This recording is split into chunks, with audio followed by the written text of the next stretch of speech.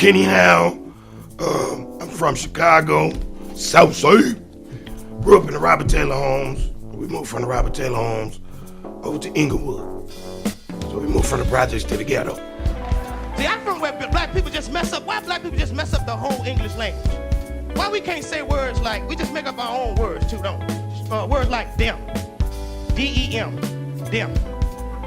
You going with me? No, I'm going with them. Or words like finna. Finna is not a word.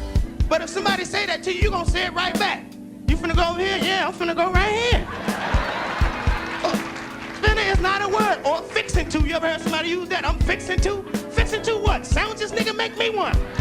Well, look, and I kept hearing on the radio this Miller Lite comedy search shit, right? So I was thinking about going, but I was scared. Then I ended up going, and then I heard him right after it. Bernie Mac had won the motherfucker. And I was like, damn, he got it straight to Def Jam. I was like, damn, man, if that shit come next year, I'm gonna do it. So the next year I went to do it. I get to the auditions. I'm a little nervous about doing the auditions, right? So Tony Schofield comes in, sits right next to me, and he just eased all my tension because the nigga came out and said, hey, yeah, them motherfuckers cut the mic off on me last year, so I know I ain't gonna let them do that. So I'm like, well, if this nigga back after getting the mic cut off, I could do this shit, just on the strength. So I did it, made the contest, went to the finals, got disqualified for going over my time, but I ended up getting Def Jam. Then I came back the next year and did it with and me and Cedric. Me and Cedric didn't take the time for first place. My whole family, man, is funny, man. My grandfather used to tell jokes. My father was funny. All my brothers funny. So, you know, it had to happen. You know what I'm saying? So I knew I was gonna do it. I'm a recovering hemorrhoid addict. Whatever the hell you want to call it. I just had my first hemorrhoid, and my wife stood there by me. And that's love there. When you can sit up and just look at your man's ass like that, it's gonna be all right, baby. Oh, no, it ain't. We even told jokes at my grandfather's funeral. Me and my father. So. My father, my grandfather, and Red Fox. I love Red Fox. Motherfucker, he cuss funny. Like my father. My father, he just cuss and you just be laughing. Like, well, get your ass, you shit. This nigga here. My act is about real life. I actually don't write jokes. I ain't never wrote a joke. I just write a subject. You know, I might write my parents, right? And then I come up with shit on my mom's and I do it on stage. If they like it, I keep it. Or if I feel it can expand, you know, I'll keep it. Because a joke, you gotta work that motherfucker. It don't just come out.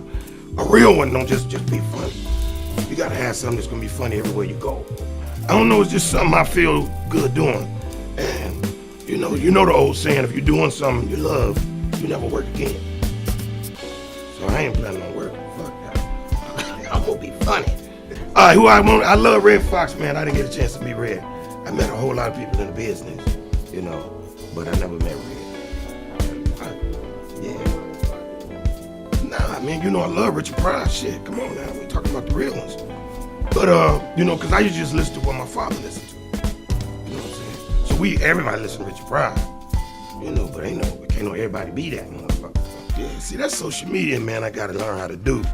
Because when I first started that shit, I kind of fucked me up. You know what I'm saying? Because I'm doing Facebook, and some nigga gonna hit me back talking about he like me. I'm like, fuck you mean you like me, nigga? What's wrong with you? Look at this, some fag shit? Face fag or fag book? What's this fag book I'm on, you know? So I'm mad at the motherfucker. Then I found out that a like is good.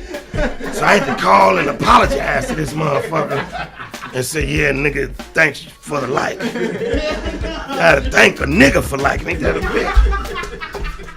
I was like, I'm not fucking with this social media shit. They used to do the poke. Yeah, I heard about that. I used to get offended when they do poke. Right, somebody want to poke you. Yeah, is that crazy? Yeah, I'm like, I wonder who created that word. Yeah. Motherfucker talking about the Pope. Always know who you're around. You know what I'm saying? Because sometimes you could be around somebody that can make or break your life as far as the comedy game. and you doing some stupid shit. He'd be like that. He might like you, but then he, you know. So that's one thing. And just stay to the ground harder. You know what I'm saying? And always make sure I take advantage of my opportunities and keep God Jesus first. Yeah, I ain't worked in 27 years. I'm putting my kids through college, private schools. God, you know, God has been good to me through comedy. But just the master periods, you know. Every day I learn to think of more. Because younger, you take that shit for granted. You know? Then I think back on all the shit I done been through. You know, I done got kidnapped doing comedy, man. Hell yeah, motherfucker broken. That's some crazy shit. But we had a show in Virginia, me and Tony Schofield, right? So our girl Diane Corder had a show for Saturday. So she tried to put some bullshit together. Well, I won't say bullshit. Her intentions was good. So she tried to put a show together the day before, like a couple hours away from that, right? So when we get to this one, it's dead empty.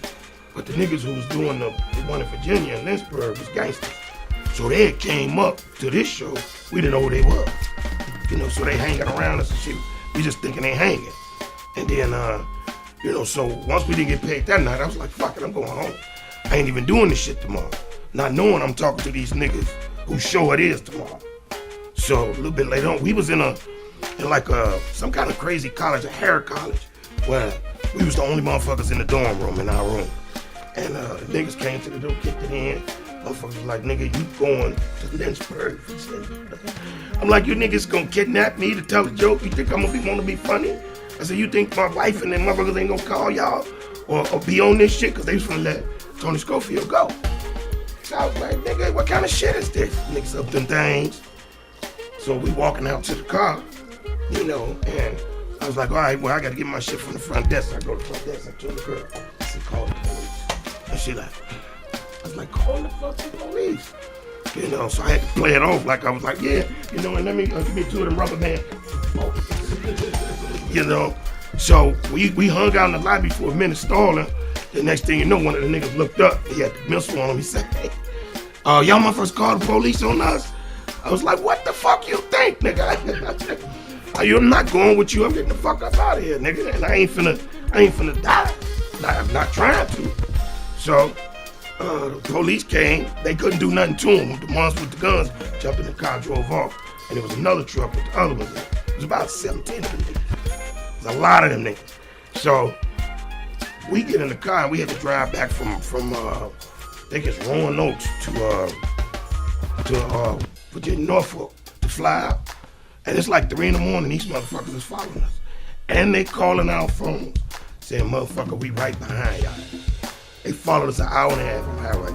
So the police said that he couldn't do nothing to him, but he could alert all the other police on the way to the airport. You know what I'm saying? So they cut him off trying to go into the airport, you know. But they couldn't do nothing to him. They ain't done shit. Yeah, for fucking comedy, man. So shit, I got watch my surroundings and be smart. I tell the young guys, you know, if it's really in your heart, the funny gonna come out, right?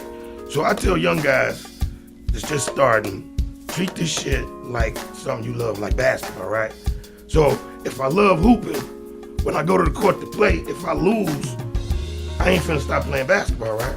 So the comics, if you have a bad set, you don't quit comedy. Because if all you're gonna do is go home and practice, you can get your game on, right? Then when you win, ride that feeling too. Because that makes you feel good about why you did it. Because if you're winning, you stay on the court all day. So that's why I tell the youngsters, so they won't quit the game. Because we need a lot of comics. We need people, black people doing stuff and looking out for each other. Because in this business, how these niggas get, unless they fuck with people, they be thinking somebody else gonna take their, you know, they thing. But you know, God controls all that. So a lot of them are hold funnier guys back because they don't want them to pass them up.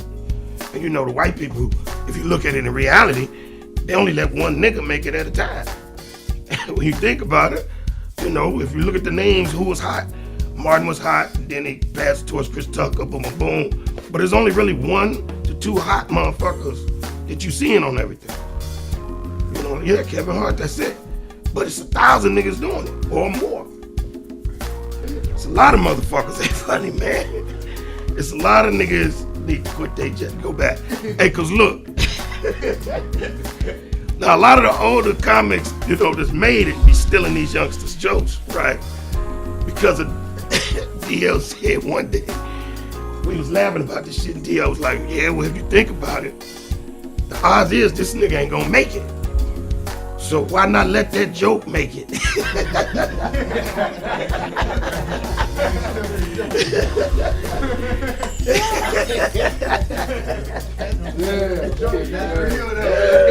I'm telling you, you be thinking these niggas is super funny, goddamn.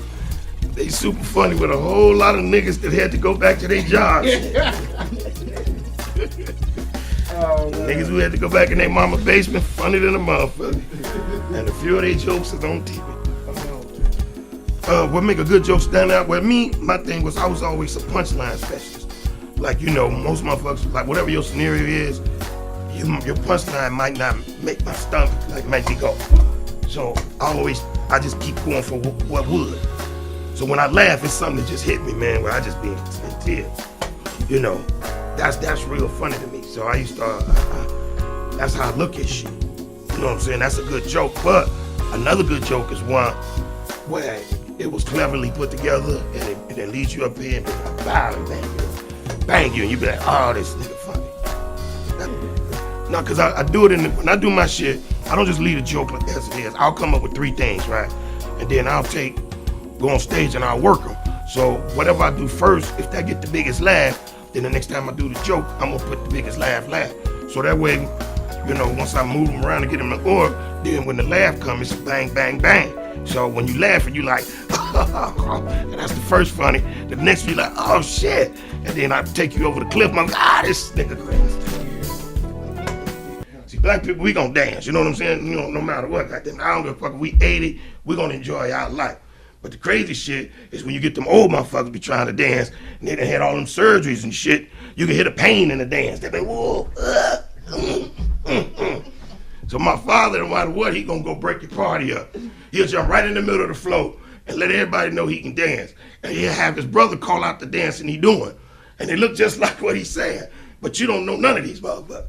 So he'll be like, nigga, I'm gonna cut a rug on you niggas. You ain't seen shit. He goes, call something out to me. Say, you ready? Call him out. Okay, wind it up.